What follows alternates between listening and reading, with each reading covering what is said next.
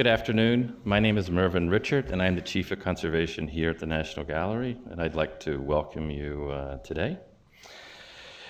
The National Gallery is home to an internationally acclaimed conservation division with a staff of nearly 60, which include conservators of paintings, three-dimensional objects, works on paper, photographs, textiles, and frames, plus scientists and specialists in the area of preventive care. It's one of the largest and most extensive conservation departments in the world. Until 1970, when the department was founded, the gallery relied on private conservators to handle works of art that required treatment. Treatments remain a priority today. However, the conservation department now plays a much greater role within the institution. Conservators and scientists work in partnership with a host of staff in other departments: curators, scholars, educators, registrars, architects, designers, facility managers, engineers, stonemasons, lighting specialists, and much more. We conduct research, contribute to scholarly publications, and provide guidance on such matters as temperature and relative humidity, and packing and shipping. My job today is to lead you on a behind-the-scenes tour of the National Gallery's division, offering up some history and introducing you to conservators, scientists, and technicians whose awesome responsibility it is to preserve the extraordinary, and in some cases, extraordinarily fragile works of art in our collection. But first, I would like to address some confusion surrounding the terms conservator and restorer. In many countries, including the United States, conservator is the preferred term today. Professionals who focus on long-term preservation of cultural property are called conservators in the United States. Physically treating works of art, which some people call restoration, is only one aspect of the job. The term restorer generally refers to specialists whose chief concern is the restoration or repair of artifacts or works of art, returning them to their original appearance. Though not necessarily the case, a restorer may be less concerned about the preservation of the original materials. He or she may also introduce changes that are not reversible. For example, stripping the original finish off of antique furniture. Many people use the terms interchangeably today and without regard to their distinction.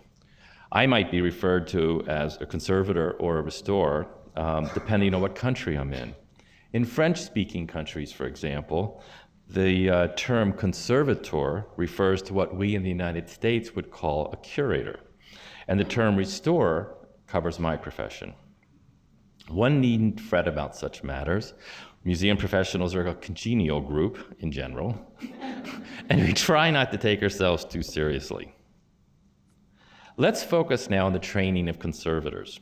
For centuries, works of art and artifacts were restored by artists and craftsmen who had what were deemed to be the skills necessary to repair an object. Painters restored paintings, furniture makers restored furniture. You get the idea. Relatively few early restorers were familiar with principles of long-term preservation. The quality of their work varied tremendously, and objects sometimes suffered because of well-intentioned but misguided efforts. The focus was typically on keeping the customer satisfied.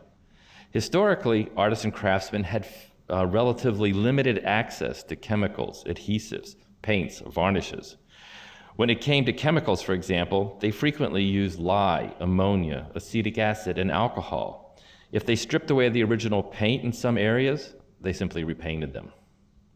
Some craftsmen and artists were especially skilled at restoration, and they developed excellent reputations, attracting young apprentices who would spend years working with the restorer before venturing out on their own. Not until the 20th century did the field now known as conservation come into its own. Most modern-day conservators are educated in universities. In the United States, prerequisites for admission to graduate conservation programs include undergraduate coursework in art history, anthropology, archaeology, studio art, and the sciences. Besides coursework, candidates are expected to acquire hands-on conservation experience before applying to graduate school by either working as volunteers in conservation studios, as interns or apprentices, or in some cases as paid employees in museums. Graduate students then take courses in art history, chemistry, and studio art, and work directly with experienced conservators to gain hands-on training. They also learn the properties of materials, the mechanisms of deterioration, fabrication techniques, and preventive conservation.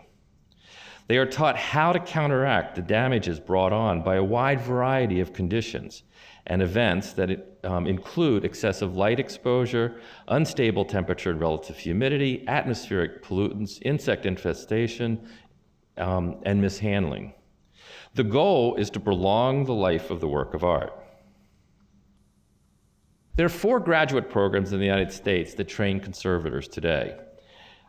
Buffalo State College, the Institute of Fine Arts at NYU, a joint program offered by the Getty Conservation Institute and UCLA, and a joint program offered by the Winterthur Museum and University of Delaware. Students earn a master's degree after 3 to 4 years of study. During the course of study, they gain further practical experience by working with conservation professionals. And then in the University of Delaware program, they also have the opportunity to go on for a PhD, which is still not very common in our profession at the moment. I thought it would now be interesting to cite a few dates in the history of conservation. The first restoration of the Sistine frescoes by Michelangelo began in 1565, which was only 50-some years after they were completed. In 1726, Leonardo da Vinci's Last Supper was restored for the first time. In 1850, the Oliver brothers founded the first private conservation company in the United States. In 1887, the Royal Museums of Berlin established the first museum conservation laboratory in the world. William Röntgen discovered X-rays in 1895 and followed up a year later by X-raying the first painting. In 1920, the British Museum established the first scientific research laboratory in England, as far as I know anyway. In 1928, the Fogg Art Museum established the first scientific research laboratory in an American museum. And in 1931, Walters Art Gallery in Baltimore established the first conservation laboratory or studio in America, in an American museum. Scientists have played an important role in the preservation of cultural property for the last couple centuries. Here you see Robert Feller, scientific advisor to the National Gallery, using an instrument that measures the spectral properties of the paint. Most scientists working on issues of preservation have PhDs in either chemistry, physics, or some other closely related field. When the National Gallery of Art opened 76 years ago, in March 1941, the organization was relatively small and there were no conservation staff members. It was the curatorial staff who largely took responsibility for the day-to-day care of the collection, and when the technical expertise was required of conservators, private people were enlisted. One such private conservator was Stephen Picchetto, seen at the left, whose role at the National Gallery was described as consultant restorer. He is pictured here working on a painting at the Metropolitan Museum of Art in 1936. It was the only image I could get my hands on. I should add that the large apparatus in the forefront was used for rejoining cracks in panel paintings. Picchetto, based in New York, was a highly respected conservator whose clients included such prominent museums as the Metropolitan Museum of Art and such prominent dealers and collectors as Joseph Devine, from whom Andrew W. Mellon, Henry Clay Frick, Samuel Kress, and others purchased works of art, and also other 20th century American collectors. Picchetto not only restored paintings for the National Gallery of Art, but he played a role in the design of the West Building. When he died in 1949, only 8 years after the National Gallery had opened, Frank Sullivan, seen at the right, stepped in and was appointed the resident restorer. He worked at the gallery part-time for more than 2 decades. And as the gallery's collections grew in size and scope, additional private conservators were brought in to treat works of art on paper, prints, for example, sculpture, textiles, and decorative arts. The growth of the conservation division accelerated when J. Carter Brown was appointed director in 1969 and hired Charles Parkhurst, shown here, as assistant director and chief curator in 1970. Known as Chuck to almost everyone, Parkhurst was a trained art historian. Interestingly, he served as a lieutenant in the Navy during World War II, and following the war, became deputy chief of the Monuments, Fine Arts, and Archives program, now more commonly known as the Monuments Men, whose mission it was to identify works of art and buildings that needed protection and to recover stolen art. Carter Brown and Chuck Parkhurst believed that the National Gallery should have a department dedicated to conservation, and soon after Parkhurst's arrival, he added 3 conservators to the staff: Victor Covey, Kay Silberfeld, and John Krill. This marked the beginning of a period of steady growth for the department, which, as I mentioned early on, is now staffed by nearly 60 individuals. I'm going to spare you the step-by-step history of the department's expansion over the last half-century, but I do want to highlight the role of one very special individual, Ross Merrill, who was both my colleague and close friend. In the center at the left, Ross Merrill is wearing the blue shirt. He's chatting with Sarah Fisher, who was the former head of painting conservation, and Renee Delarue, the former head of our scientific research department.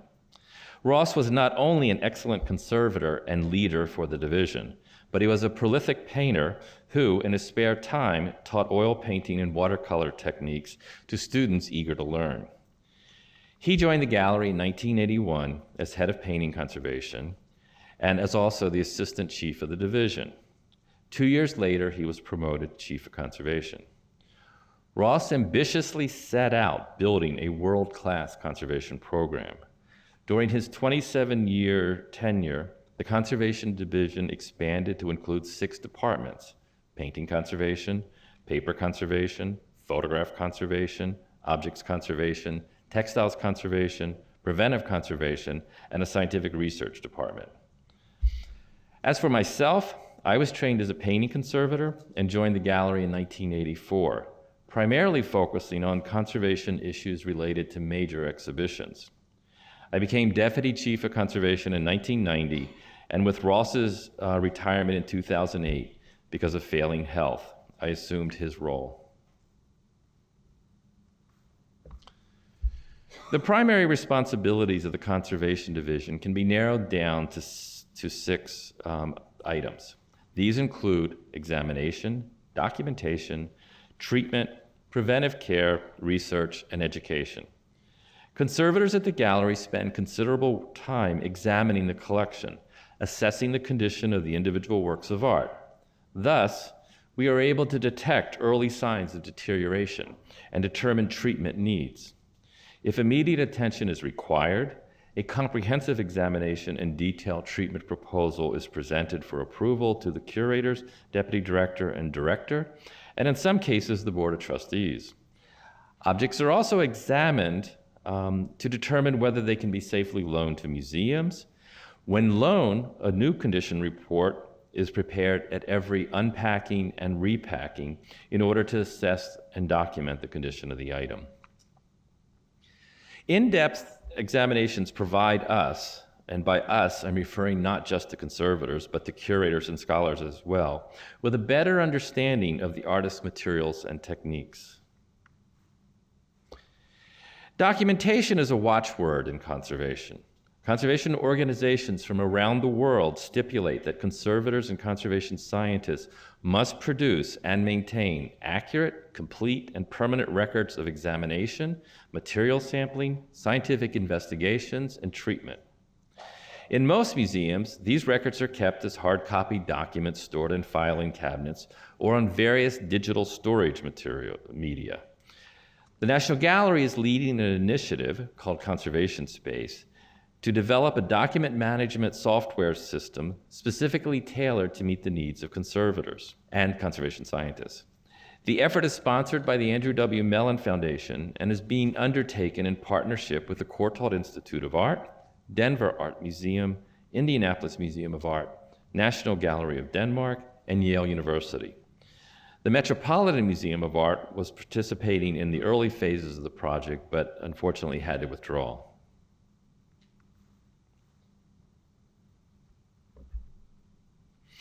Michael Swicklick, a senior painting conservator on staff, is shown cleaning a painting by the 17th century Dutch artist Cornelius Verbeek.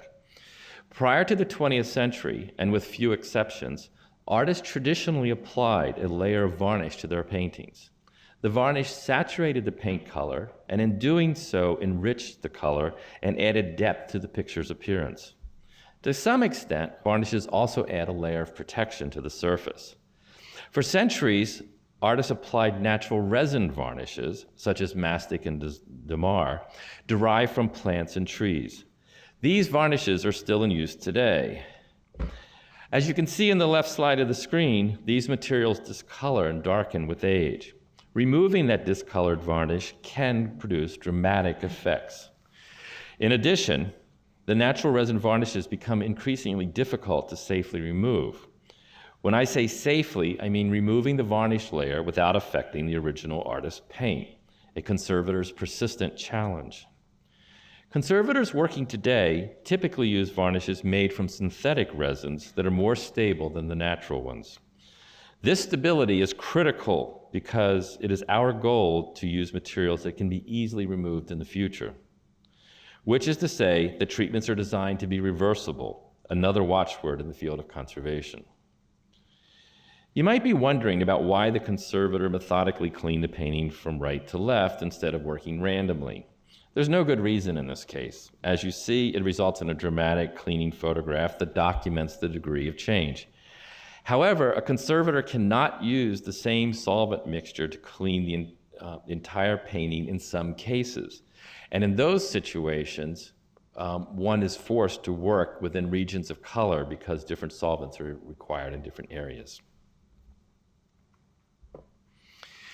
Here you see one of the gallery's most transcendent early Netherlandish paintings, an Annunciation scene by Jan van Eyck, which probably once formed the left wing of a triptych. Here the painting is shown before treatment, after cleaning, and after treatment. This is before cleaning. Here you can see there are many, many losses, and then here you can see the painting once it's been completed. Over time, not only had the varnish discolored, but also a previous restorer had overpainted significant parts of the painting. In this slide, I would like to draw your attention to the robe of the Virgin, which has been photographed during the cleaning process. As you can see, there is excessive overpaint that has been applied to the surface of the artist's original paint in order to cover the areas of damage and also to cover areas of paint that had changed over time. During the cleaning process, it is essential for the conservator to distinguish between original and restorer's paint. To aid in that process, conservation scientists working with the conservators took minute samples of paint and embedded them in a polyester resin. After the resin hardens, the blocks are sanded to reveal the layers of paint. These cross-sections guide the conservator in differentiating between original and restoration layers. And here is where we find these various cross-sections that really do play a very significant role in complicated cleanings. Paintings can also have structural problems requiring treatment, such as paint layers delaminating from their supports, requiring reattachment. Cracks can form in the paintings executed on wooden panels, which then have to be mended with carefully selected adhesives. Paintings on canvas may tear, or the fabric support may weaken with age. In the latter case, a support of a new fabric is often added using a variety of adhesives. This is called a lining.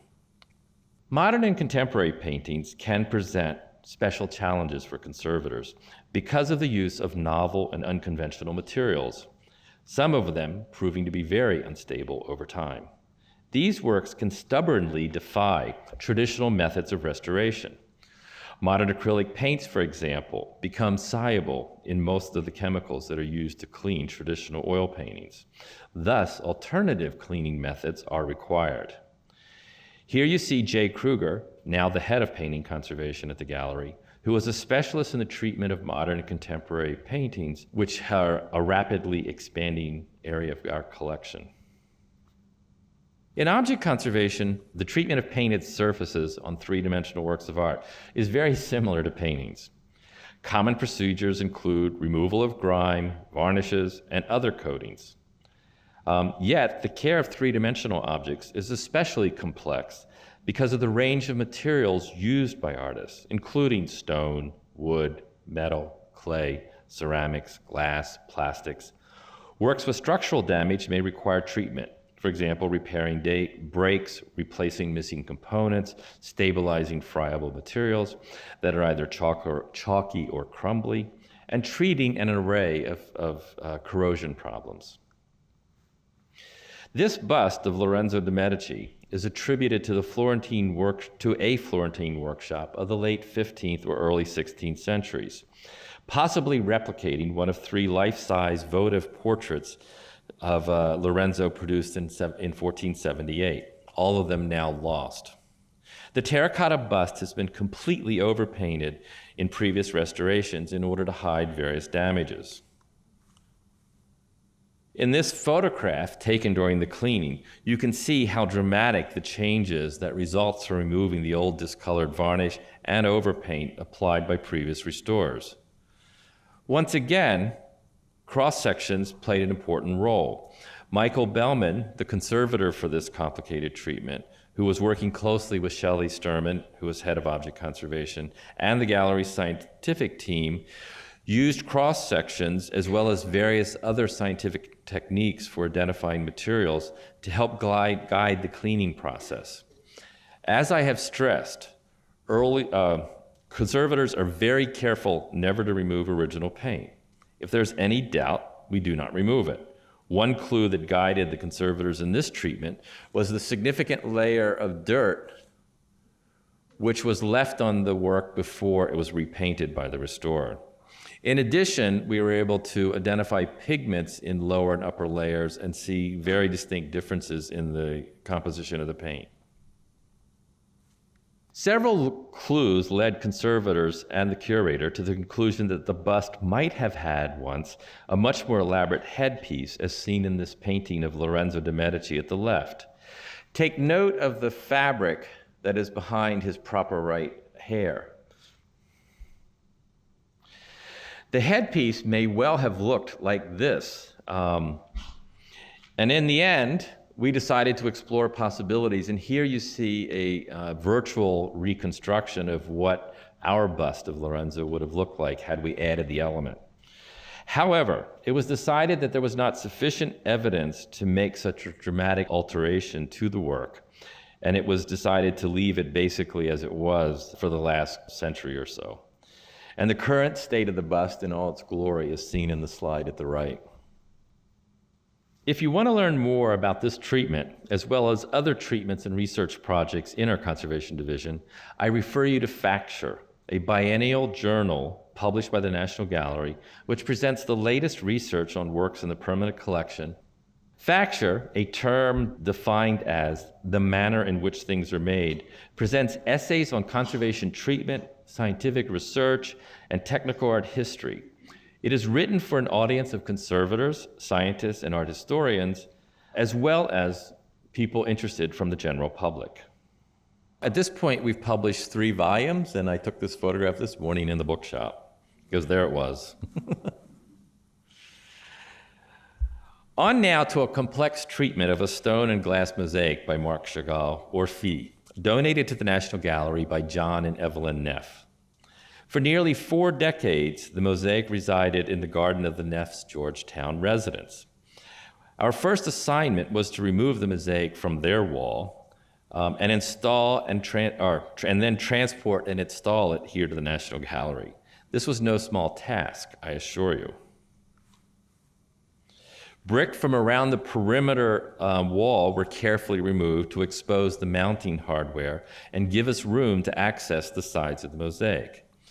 The mosaic is actually made up of 10 separate panels, which were assembled on the Neff's garden wall. Fortunately for us, the mosaicist had not installed tesserae along the edges of each of these panels, and those were only installed after the mosaic was installed in the Neff's garden.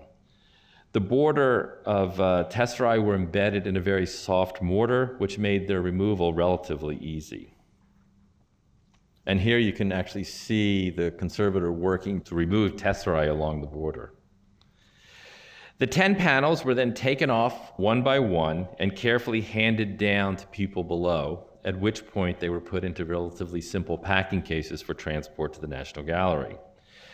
To ensure that each of the tesserae that we removed were returned to their original position after restoration, we actually made life-size photographs of all of the joints for the panels and glued the tesserae with an easily removable adhesive to those photographs. One important step prior to the removal of the mosaic from the nef's wall was to apply a facing layer to the front, a technique that's often used in various forms of conservation. We actually adhere fabric or tissue paper to the surface of, in this case, the mosaic, with an easily removed glue, so that in the event of some problem in handling, we don't have to worry about tesserae actually falling completely away. They're held in place by the facing.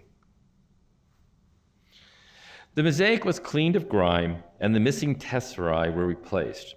You can see a few losses in this slide, and also note, here's a loss, and also note the brilliancy of the surface. In order to avoid future confusion about which tesserae were original and which were not, we purposely used different materials when making replacements.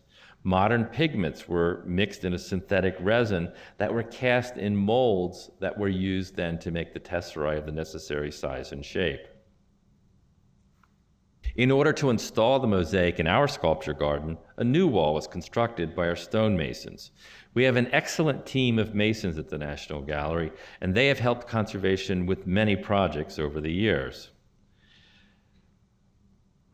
The panels were installed, original tesserae put back in place, new tesserae added as part of the restoration, and this is the mosaic as you would see it today.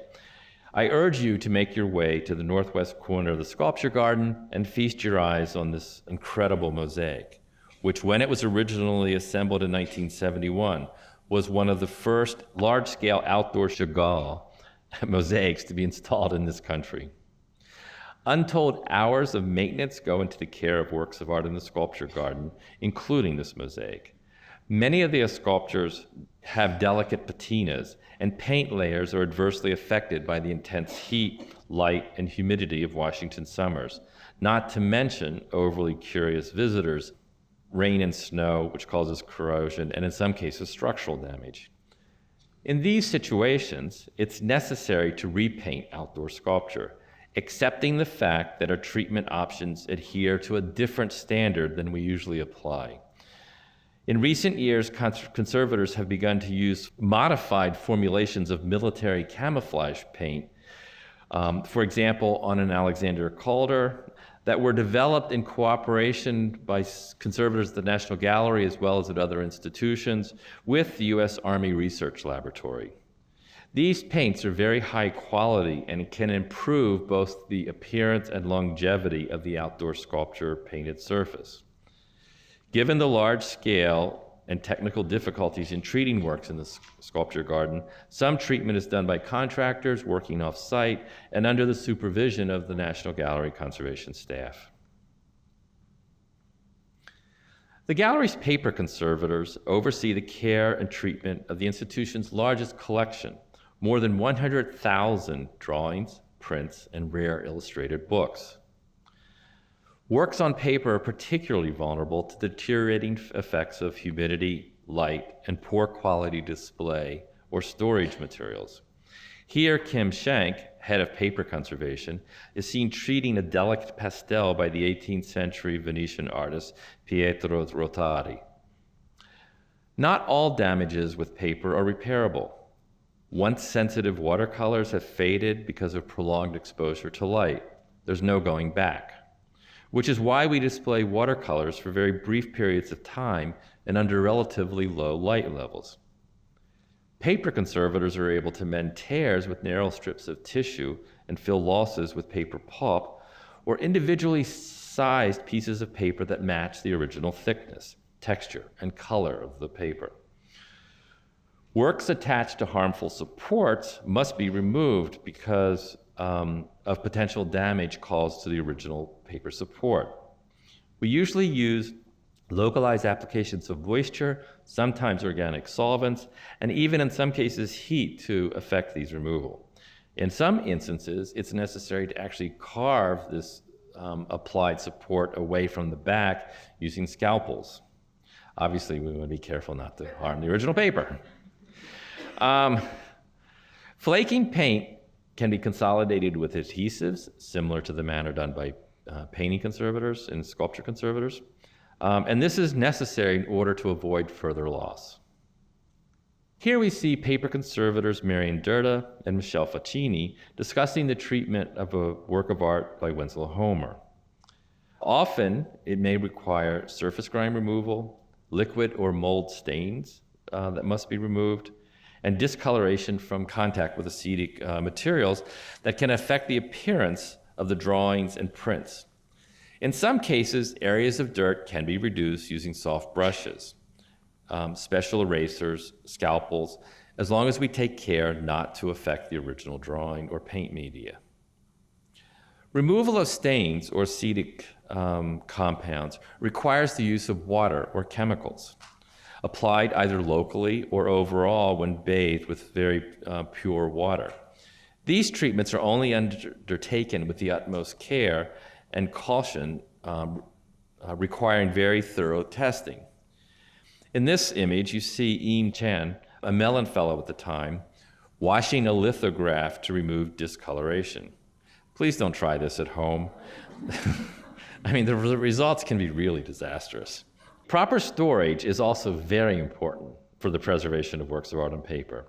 Framing specialists typically hinge prints and drawings and photographs to high-quality backboards using very thin tissue as hinges.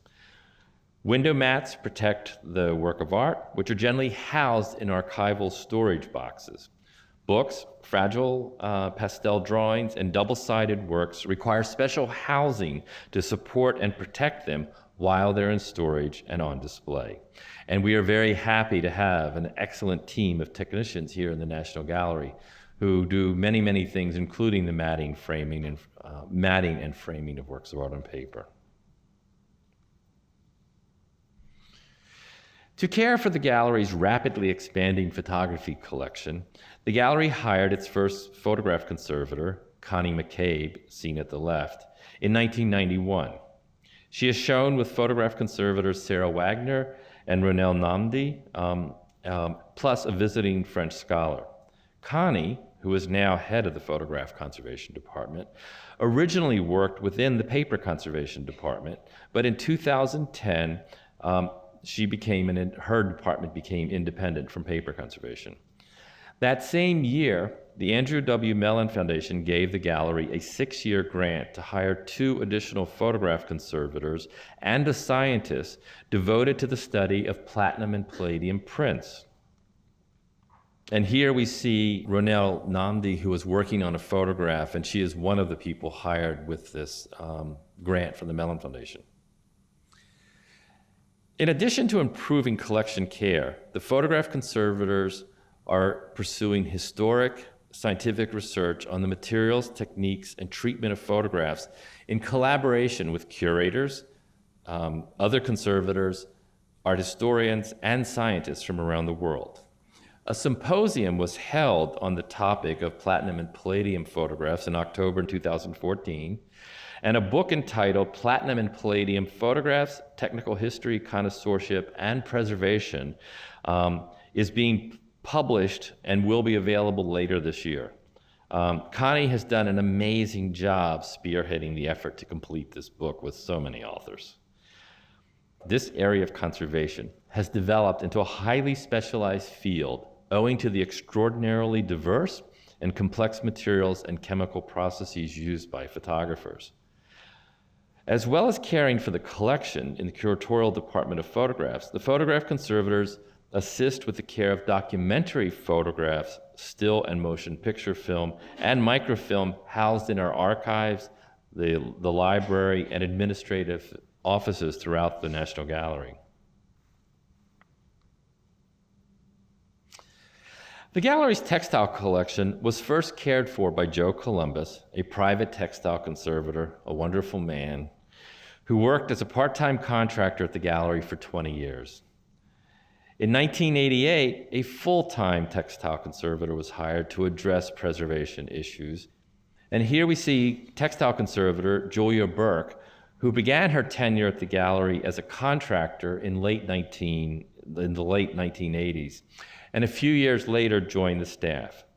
She addresses preservation issues related to textiles ranging from antique tapestries to Robert Rauschenberg's hoarfrost editions, a series of gauzy works made with overlapping panels of fabric such as silk, satin, and muslin.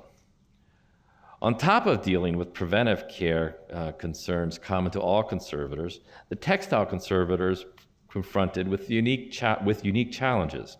Fine hanging textiles, such as Rauschenberg's hoarfrost editions, must be protected from damage due to vulnerability to air currents while on display.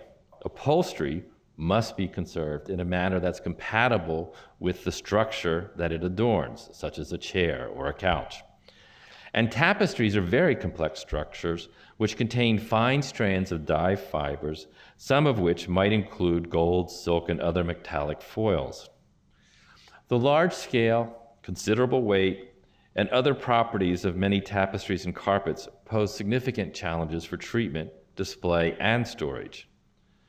Aside from handling concerns, Julia Burke is engaged in research related to plant-based dyes and the scientific analysis of tapestries. We actually have greenhouses here at the National Gallery, and Julia is working with the horticultural department to grow the plants that have been used historically to make antique tapestry or other fabric dye materials. As its name suggests, the Preventive Conservation Department plays an important role in averting damage. Instead of concentrating on restoring damaged works of art, the goal is to prevent damage altogether. These conservators focus on the general care of works on display in our galleries, in special exhibitions, and works loaned to and by the National Gallery. A small number of institutions actually have conservators so highly specialized in this area. In this slide, Beth Ann Heinbaugh, the head of Preventive Conservation, and conservator Jamie Gleason are preparing a painting for loan to another museum using a special framing technique that provides a very stable relative humidity environment within the frame. It is difficult to define the range of activities of preventive conservation. The team oversees conservation's role in special exhibitions, make recommendations for the packing and transport of art, also for display case design, and also recommendations for environmental conditions. Working with other conservators as well as scientists, they prepare works for outgoing loan, are part of a team responsible for pest management, provide recommendations for emergency responses, as well as other activities that relate to the preservation of the collection. It is a team effort that often involves working closely with other conservators, curators, exhibition designers, registrars, and the building engineers. Beth Ann is seen here working with Noel Ashton, a building engineer, on a display case for metal objects which must be maintained at a lower relative humidity than normal. She is holding in her right hand here a small box or cassette that contains silica gel, a desiccant that is used to keep a lower RH. And here on the left, you see Beth Ann with Gordon Anson, who's the gallery's lighting designer, investigating the lighting levels in the case. And at the right, Donna Kirk, who's an exhibition designer, is reviewing alterations for the display case with a carpenter, Lester Dumont. The gallery's second director, John Walker, recognized that scientists must play an important role in the field of conservation. And with his backing in 1950, a young chemist, Robert Feller, was awarded a National Gallery of Art Fellowship at the Mellon Institute in Pittsburgh. Feller's research focused on the study of natural and synthetic varnishes, the deteriorating effect of light on museum objects, and the history of systems used to describe and order color. He provided advice to the National Gallery on preventive care and undertook technical studies of works in the gallery's collection. In 1976, the gallery hired its own part-time scientist, bringing its affiliation with the Mellon Institute to a close. Dr. Feller's laboratory became part of the Carnegie Mellon University, and he continued to work there on issues important to the conservation for the remainder of his career. The gallery's scientific research department is one of few in the United States in a museum. The scientists provide technical support for conservators, investigate the materials and techniques of artists, develop new materials for conservation, and explore new techniques for conservators as well as scientists to study works of art. Many scientific techniques and instruments are employed to carry out these activities. Here, scientists Michael Palmer and Barbara Berry are seen working with the gallery's scanning electron microscope. The department has experts in the field of chemistry, botany, conservation, art history, in science, there's a specialist in art history, and imaging science. These scientists often collaborate with others from major museums, universities around the world. The department's numerous technical studies have advanced our understanding of artists' materials and techniques. The department has studied materials used in industry, which might be applicable to the field of conservation. There are relatively few materials made specifically for us, by the way. Usually we're having to adopt somebody else's materials. In addition, we do develop new materials here at the National Gallery, and in fact, there are varnishes as well as in-painting materials that have been developed here and are now being sold by a company. Recognizing the importance of science to the field of conservation, in 1991, the Andrew W. Mellon Foundation provided an endowment to fund the position of the head of scientific research and to supplement federal funds for scientific projects. In 2006, a new area of study, digital imaging science, was added to the department with a 5-year support grant from the Mellon Foundation. The program is now permanently a field of study here at the National Gallery and is headed by imaging scientist John Delaney. Here, John is using advanced imaging techniques to study Giovanni Bellini's The Feast of the Gods. Imaging science has developed advanced approaches to the identification of underdrawing in paintings, as well as works of art on paper. Also, it is very useful for characterizing the pigments used by artists without actually taking samples.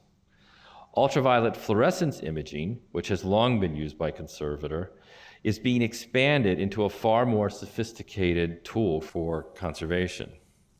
I'm not going to say a lot about the scientific research department today because, if you're interested, John Delaney and Catherine Dooley, another scientist here, will give a lecture on the scientific research department on August the 20th. Here you see a photograph taken during one of several workshops held at the Gallery on Artist Materials. It is vital that we share with others the knowledge gained through our work and through research. To that end, the staff of the Conservation Division are encouraged to publish papers in professional journals, give lectures, here I am, and participate in conferences, workshops, and symposia. We also give gallery talks on occasion. When I say gallery talks, I mean in the gallery. We do special tours once in a while. The National Gallery remains committed to preserving and protecting the works of art it holds in trust for the American people. Taking advantage of the very best technology available and developing advanced methods and techniques, the Conservation Division's goal is to ensure that works of art in the nation's collection is available for visitors for years to come. Thank you very much.